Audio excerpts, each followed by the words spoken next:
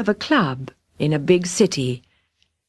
Every day, thousands of people passed his door, and a lot of them stopped and said to him, "What's the time, please?"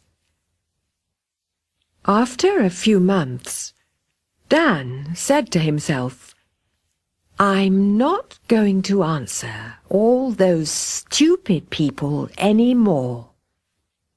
I'm going to go to a shop and buy a big clock.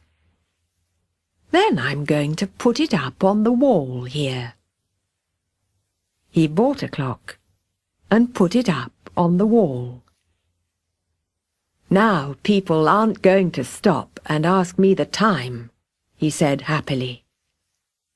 But after that, a lot of people stopped every day, looked at the clock, and then said to Dan, "Is that clock right?"